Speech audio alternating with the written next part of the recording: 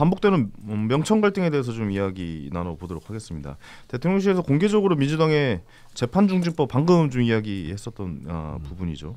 뭐 구속 뭐 조사 받으시고 뭐 재판 받으세요. 뭐 약간 뭐 이런 이야기 하셨는데 사실상 정청래 대표에게 재판중지법 철회 요청을 한 거잖아요. 그러니까 그만해라. 시끄럽게 자본 만들지 말아라라고 이야기를 한 거잖아요. 어떻게 보면 이건 엄청 센 거죠. 그냥 선을 그은 거죠. 그렇죠. 야, 너 조용해 약간 이런 거잖아요. 네, 사실 그제 있었던 강훈식 브리핑은 민주당과 대통령실의 관계에서 볼 때 올해 가장 눈에 띌 만한 점이었다. 사실은 이미 박수현 수석 대변인이 그 전날 일요일 날 얘기를 했죠. 이번 달 안에 재판중지법을 통과시킬 가능성도 있다. 그리고 아침까지도 그런 얘기를 했어요. 그러다가 대통령실도 이게 아니다. 물밑으로 조율이 됐죠.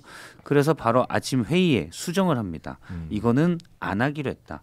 우리가 에이펙 성과에 좀 집중하고 재판중지법은 안 하기로 당 지도부가 의견을 모았고 정확한 워딩이 그렇습니다. 이를 대통령실에 통보했고 수용됐다. 그러면은 민무에서 조율이 되는 거라는 얘기잖아요.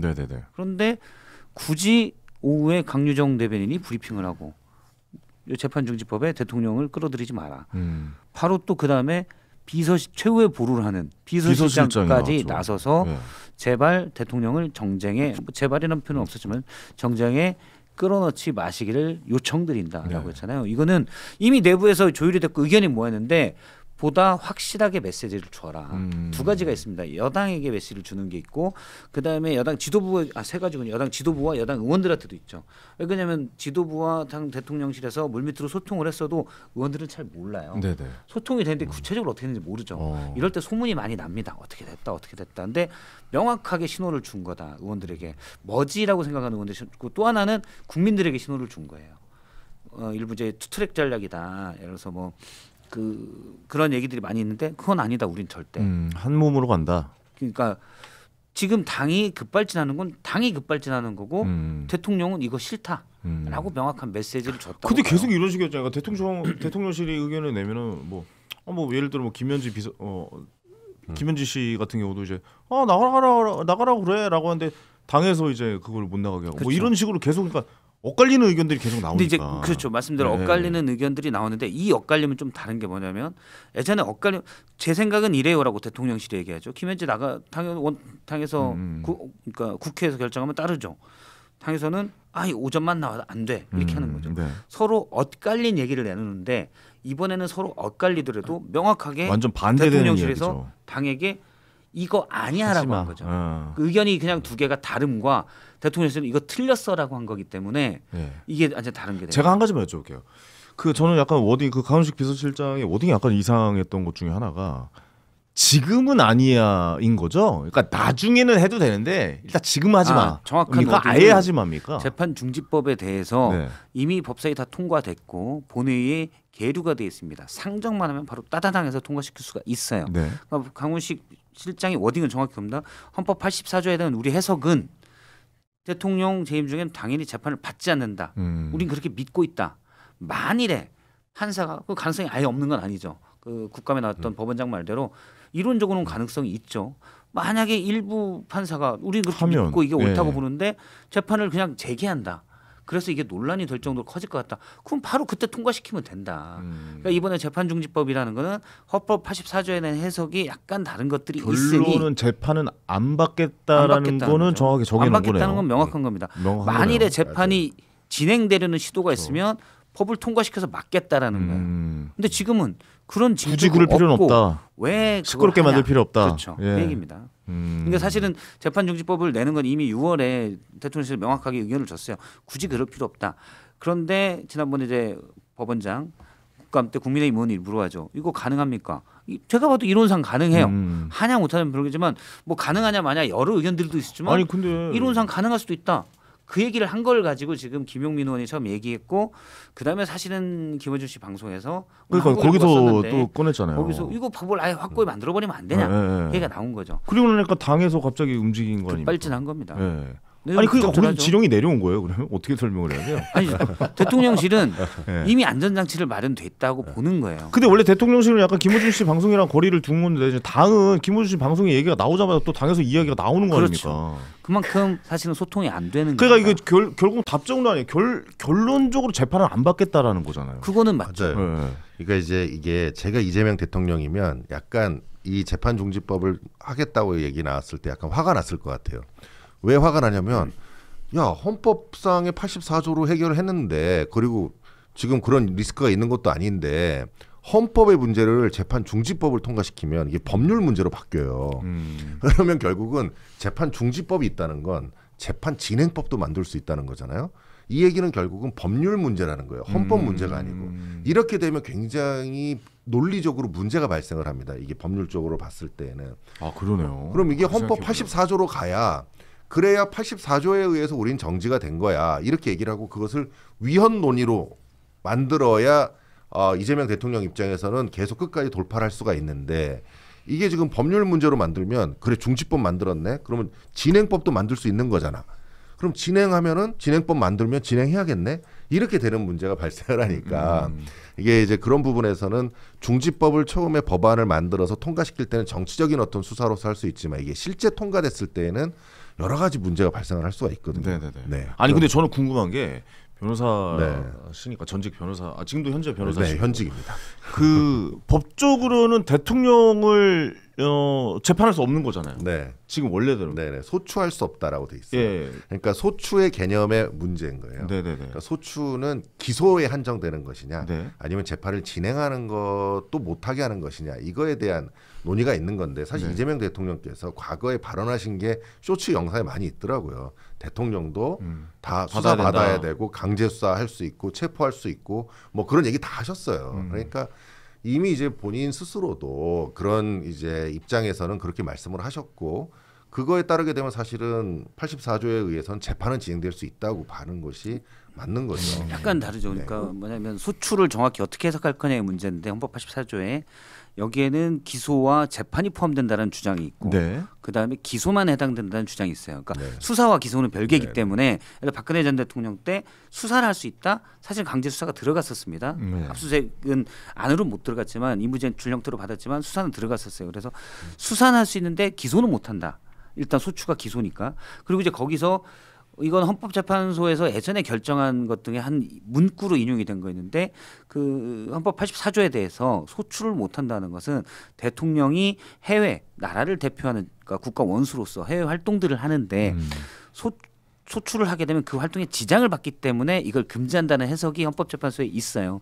저도 개인적으로 그래서 재판도 안 된다는 게 맞지만 재판도 안 된다. 예. 네, 그런데 일부 이제 국민의힘이나 또 일부 법학자도 된다고 한 사람도 있습니다. 근데 이거는 어차피 헌법재판소가 판단할 거고 저는 헌법재판소가 아마 진행 안 하는 걸로 판단할 거라고 봐요. 물론 헌법재판소는 정치적 조직이기 때문에 만약에 28년 이후에 엄청나게 이재명 대통령이 뭐 실장을 많이 해요. 국민들 여론이 이분 안 되겠다 싶으면 그렇게 판단할 수도 있다고 봐요. 재판 진행해. 근데 제가 하는 궁금한 게 변호사니까 지금 이제 3심까지 나온 거는 대법원까지 파기환송된 거는 저거잖아요. 허위사실 공표에 관한 거. 맞아요. 근데 이게 아직 확정은 안 된 거잖아요. 네. 그러면 허위사실 공표로 사실은 그 뭐 가장 큰 거는 피선고권을 잃는 건데 벌금 얼마 뭐 이렇게 되겠죠. 구속되지는 않겠죠 그걸로. 구속되지 않죠. 그런데 맞습니다. 그러면은 피선고권을 잃는데 이미 대통령 한 다음에 피선고권을 잃는 거잖아요. 그래서 지금 소급이 안 되는 거 아니에요? 아니에요. 이게 소급 적용이 돼요? 당선 무효형이 되는 거예요. 그러니까 당선 이게 공직선거법상 100만 원 이상은 당선 무효형이에요. 그렇구나. 그러니까 취소되는 게 아니고 그러니까 맞다. 애초부터 무효가 되는 겁니다. 제가 착각했습니다. 네네. 그래서 대법원에서 그렇군요. 판결이 확정이 되면 이제 당선 당선이 무효형이 무효가 돼버립니다. 유효형이 돼버리는. 처음부터 제가 없던 착각했어요. 거예요. 그 대통령 자체의 직을 잃을 수도 있는. 네네. 그래서 근데 이제 그래서 이렇게 어쨌든 막는 거군요. 지금 그 대통령실이 이렇게 대통령 비서실장까지 나서서 당에 대해서 경고를 준 것은 네. 여하튼 지금 당이 대통령실을 제대로 보좌하지 못하고 있다라는 것을 국민들과 당원들에게 보여주고 있다고 봐요. 지금 오늘 칼럼인가요? 어디 한번 읽었는데 당 대표와 대통령의 가장 큰 차이는 당 대표는 당원들의 마음만 사면 얼마든지 될 수 있는 자리고 대통령은 당원뿐만 아니라 민심을 얻어야 하는 자리인데 사람이 어느 자리에 서 있느냐에 따라서 보는 관점이 달라진단 말이에요. 그러니까 골프 치러 가면 화이트에서 치는 사람들은 그 화이트에서 치는 골프장만 보는 거예요. 백티에 가서 보면 또 골프장이 달라 보입니다. 아 그렇구나. 야, 저 블루팀 가본 적이 없어서 비유가 너무 좋으시네요. 그래서 좋네요. 본인이 서 있는 자리에서 보는 거거든요. 정청래 민당 아는 대표는 만큼 보이는 거죠. 그럼요. 예. 그 자리에 선 자리에서는 내가 다음에 그 당 대표가 되려면 당원들 마음만 잡으면 돼. 이런 식으로 생각해서 당을 운영하고 있는 거고, 대통령은 당원뿐만 아니라 전 국민을 봐야 하는 자리인데 저 자리에서 본 사람 또 그렇게 하면 안 돼라고 하는데 자꾸 오버페이스 한단 말이에요. 그거에 대한 그 경고였다고 보고, 또 하나는 정청래 민당 대표와 이재명 대통령과의 관계에 저는 이런 생각을 가끔 합니다. 1997년에 우리 한국 영화의 명작이 하나 있어요. 초록물고기라고. 기억나요. 한석규 씨. 한국 그 느와르 그 영화에 심혜진 씨 나오죠. 그렇죠. 거기 뭐라냐면 명계남 씨는 이제 이게 노쇠한 조폭이고 누굽니까? 명계남이 그렇고 문성근은 치고 올라와서 올라온 거예요. 근데 거기 조직원들이 있는데 앞에서 소주 주면서 주먹으로 뺨을 몇 대 때린단 말이에요. 아마 기억나실 거예요. 그 똥개는 셰퍼드는 어렸을 때 맞기 시작하면은 지가 커서도 셰퍼드인지 모르고 똥개인 줄 안다. 이렇게 얘기를 하는데 첫 번째 관계를 어떻게 맺느냐가 그 역학관계가 굉장히 중요하다는 거예요. 근데 정청래 민주당 대표와 이재명 대통령은, 정청래 민주당 대표는 당시에 국회의원이었어요. 그리고 2007년에 그 정동영 부대변인 할 때 자기 밑에서 일했던 사람이에요. 이재명 대통령은 지금 대통령 돼 있다고는 하지만 본인이 생각하기엔 쟨 내 밑사람이었는데 이런 생각을 여전히 하고 있는 게 아닌가. 저는 그런 생각을 한다는 거죠. 그래요. 아니 저희 개그맨들 저도 활동할 때도 그런 거 있거든요. 제 후배가 갑자기 저보다 인기가 많아지면은 약간 속으로는 이게 있긴 한데 그래도 대우를 이렇게 해주는 거 뭐 주변에서 많이 보기도 하고. 근데 지금 그렇게 생각한다는 거는 가능성이 있는 얘기입니까? 이거는 약간 좀 의아한데. 그 기저에 집에 돌아가서는 그렇게 생각한다는 거죠. 밖에서는 이 대통령님 이번에 에이펙 최고입니다. 시정연설 A급입니다. 이렇게 하지만 속 한편에는 근데 대통령으로 가는 길에는 정청래 대표가 굉장히 정청래 대표가 또 2017년에 이런 명언도 남겼잖아요. 나는 이재명이 싫어. 이재명이 가는 곳마다 분쟁이 생겨. 이런 얘기 했었던 분이 정청래 민당 대표입니다. 그렇군요. 아니 근데 거기에 좀 뭐 비슷하게 이야기 나올 수 있는 게 지난주에 부산시 당 위원장 경선에서 이재명 대통령이 영입한 친명 후보가 컷오프돼서 또 논란이 됐었어요. 이게 민주당 내에서는 꽤 큰 신호로. 그러니까 일부에서는 강훈식 실장의 브리핑이 이것 때문이 아니냐. 이재명 대통령이 열받았다. 내가 영입한 사람을, 그리고 거기가 친명의 핵심 조직인 더민주혁신의회 어쨌든 공동 상임대표인가요? 맡고 있는 분인데 그냥 경선도 안 마치고 컷오프 됐어요. 그리고 일단 면접 과정에서 당신 친명이라고 자꾸 얘기하는데 그게 맞느냐? 그러니까 맞느냐기보다는 그거로 자기가 친명이라고 얘기하면 다른 사람들한테 피해를 주는 것 아니냐? 뭐 이런 식의 질문도 있었다고 그래요. 그래서 뭐 저는 뭐 확인을 못 해봤지만 어쨌든 민주당 내에서는 그거를 뭐지 이게 약간 이렇게 보는 시각이 있다고 그러더라고요. 그렇군요. 이런 문제들이 계속 좀 이어지면은 확실히 지방선거를 앞두고 크게 한판 붙는 거 아니야? 저는 빵 하는 거 아니야?라는 생각이 좀 들기도 하고. 의원들이 이제 어떤 자세를 취하느냐가 중요하다고 봐요. 누구 편 들 거야? 네. 약간 이런 거군요. 근데 당 대표가 지방선거 공천 그렇죠. 건 있잖아요. 보통 이제 지방선거에 출마하는 이제 기초자치단체나 광역자치단체 의원들은 사실은 각 의원들의 우군들이라고 봐야 되죠. 자기 사람을 얼마나 심느냐에 따라 다른 거죠. 그렇죠. 단체장도 마찬가지고. 그런데 이제 당 대표가 공천권이 있기 때문에 사실은 이제 처음 당 대표 될 때부터 민주당 내에서는 정청래 대표에 대한 우군이 의원들은 별로 없어요. 왜냐하면 정청래 대표가 막 이렇게 포용적이지는 않아요.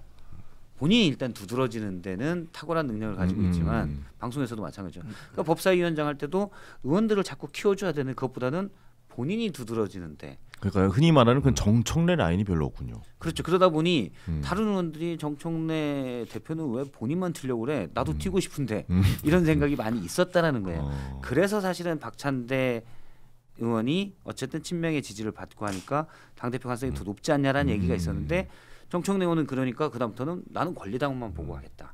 어차피. 그래서 사실은 그 배팅이 성공했죠. 엄청나게 성공했죠. 그렇죠. 근데 이번에 강훈식 그 비서실장의 브리핑을 통해서 대통령실의 확고한 입장을 이제 의원들도 알았잖아요. 그러면 이제 어떻게 반응할 것인가 의원들이. 근데 여기서 저는 아직도 의원들이 목소리를 못 낼 가능성이 크다고 봐요. 왜냐하면 권리당원 눈치를 보면서. 네. 그런데 의원들이 이제 하나 둘씩 슬슬 이건 아닌데요, 하다 보면 정청래 대표도 사실 영년분이거든요. 그래서 신경을 쓰면서 약간 톤다운도 하고 그런 아무튼 치열한 물밑에서 그게 좀 이루어질 것 같아요. 강훈식 비서실장 입장에서 강훈식 비서실장도 지금 현재 서울시장 후보로 거론되고 있는 부분도 있지 않습니까?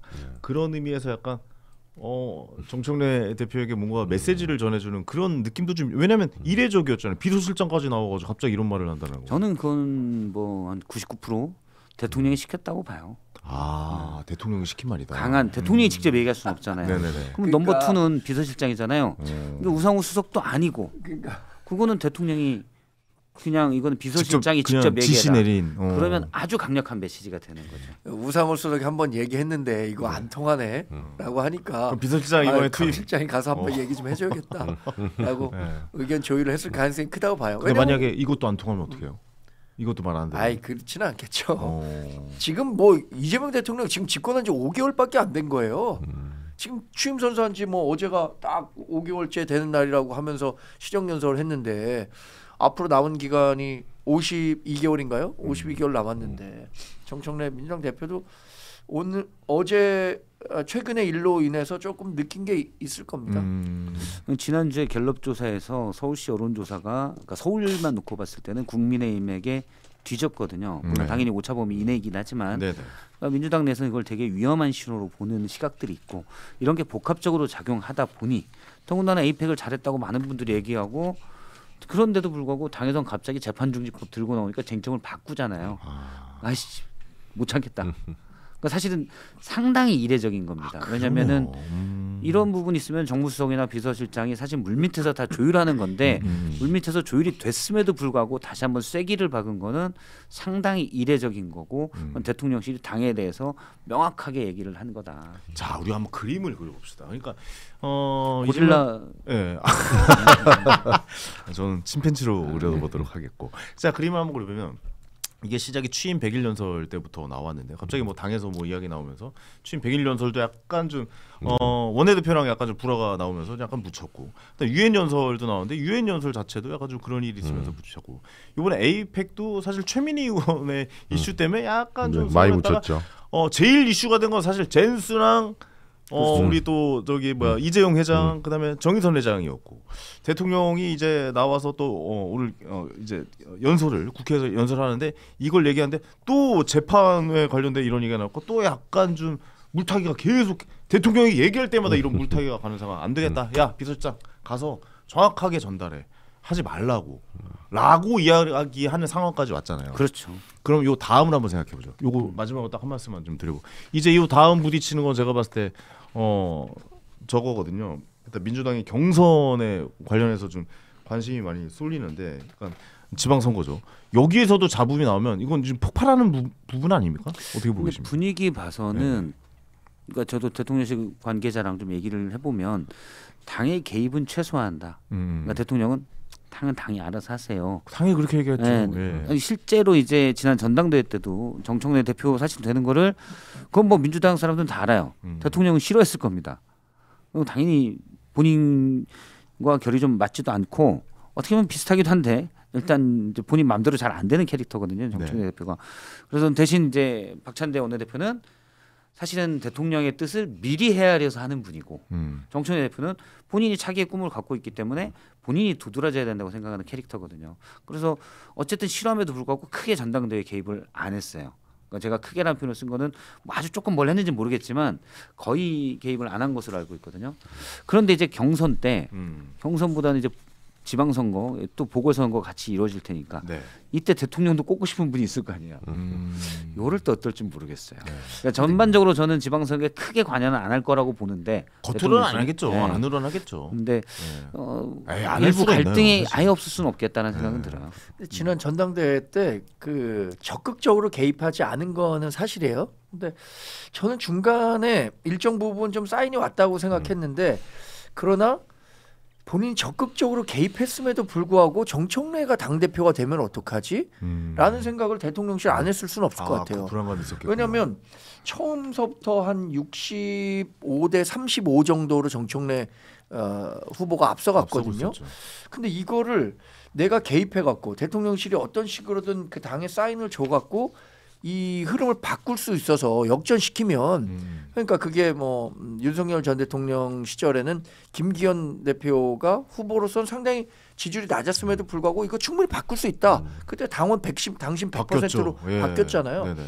그랬다면은 뭐 그런 식으로 바꿨을 수 있을 것 같은데 괜히 참전했다가 이거 망신당하면 처음부터 당정 관계가 아니 정청래도 만약에 당 대표가 된 시점부터 이재명 대통령이 나를 싫어해갖고 완전 뭐 전화 돌려갖고 나 떨어뜨리려고 했다더라 모르겠습니까? 만약에 그랬다면 그런 것도 뭐 작용했을 거라고 봐요 저는. 그 최소한 국힘처럼 하지 않겠다라는 생각은 있었겠다라는 생각도 아니 좀 들기도. 국힘은 그게 가능하니까 이제 밀어붙인 거고. 그 국힘은 그게 가능하네요 진짜. 민주당은 그게 안 되는데. 안 되죠. 안 가능하니까 이거 괜히 참전했다가 이거 맞아, 대통령 맞아. 된지 얼마 되지 않았는데. 원래부터가 약간 그런 게 있는 것 같아요. 제가 이제 예전에 10년 전에 국회 막 출입할 때 분위기가 이제 민주당 의원실과 국민의힘 의원실이 좀 달라요.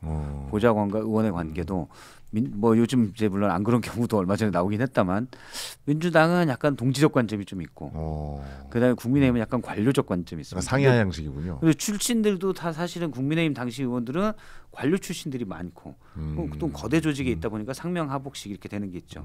그러니까 예를 들어서 뭐 다 그런 건 아니고 일부 경향. 뭐 보좌관들도 있으면 내일 아침에 영감님이 몇 시에 출근하니까 나는 30분 전에 가 있어서 이게 딱딱 지킵니다. 민주당 일부 의원실은 같이 예전에 뭐 예를 민주화 운동을 했건 그런 분들도 아니면 시민단체 같이 했건 이런 분 많아요. 뭐 영감이란 표현 쓰는 데도 있지만 이제 우리 선배 뭐 먼저 가서 하라 그래 뭐 이런 분위기도 있고 그래요. 좀 친구 같군요. 네, 그래서 물론 전체가 저는 이제 10년 전 제가 국회 막 많이 출입할 때 느낀 건데 지금은 이제 많이 분위기도 좀 바뀌었겠지만 그리고 민주당은 전통적으로 맞아요. 그런 거 좀 있어요. 당의 문화가 있긴 있더라고요. 그러니까 그 국회의원이 전에 뭘 했던 사람인가를 한번 그 조사를 해보면 그게 명확히 나올 거예요. 우리 당 같은 경우는 말씀하신 것처럼 보좌관 출신 국회의원을 찾아보기가 어려워요. 우리는 못 올라오죠 그렇게. 그래서 어떻게 생각하면 우리 정당에 대한 비판 중에 하나가 뭐 엘리트 정당이다. 맞아요. 그러니까 뭐 외부 영입이 많죠. 뭐 네. 육법당이니 뭐 이런 평가를 받았던 거잖아요. 뭐 장관 출신, 차관 출신, 뭐 거의 인생 2막으로 그냥 와서 장차관 하다가 인생 2막으로 지법원 가고 저 장관했던 사람입니다. 그러면 뽑아줘서 이렇게 된 경우가 많다 이런 평가를 받았었는데. 네, 알겠습니다. 그거 좀 우리 당의 약점인 것 같기도 맞아요. 해요. 근데 저 개인적으로 좀 말씀드리면 저도 이제 방송하다가 오며 가며 이제 국회의원분들 많이 마주치잖아요. 그러면 기본적으로 민주당 분들은 재밌어요. 장난도 많이 치고 아니 멘트 재밌게 던지는데 국민의힘 의원들이 더 근데 국민의힘 의원분들은 친해지면 재밌어요. 근데 국민의힘 의원분들은 처음 만나면 약간 좀 이렇게 좀 그렇지만 약간 긴장돼요. 권위적이에요? 네, 긴장돼요. 왠지 약간 좀 인사도 좀 안 받아줄 것 같고 그런 느낌은 맞아요. 약간 당의 그 문화의 차이는 좀 있구나라는 생각이 좀 들어서. 저는 지금 어쨌든 대통령이 강력하게 당에게 메시지를 던진 건데 당도 좀 바뀔 필요가 있다고 생각해요. 야당이 아니잖아요. 저 여당이기 때문에 국정 운영의 공동 책임을 지는 겁니다. 지지층만 보고 갈 거면 예를 들어서 대선 때 얘기를 했어야죠. 우린 지지층만 보고 개혁할 겁니다. 그렇게 안 했잖아요. 당연히 대선 후보인 당시 지금 대통령이 모두의 대통령이 되겠다고 해서 찍어준 거잖아요. 그렇죠. 그러면 그렇게 가야죠. 여당이니까.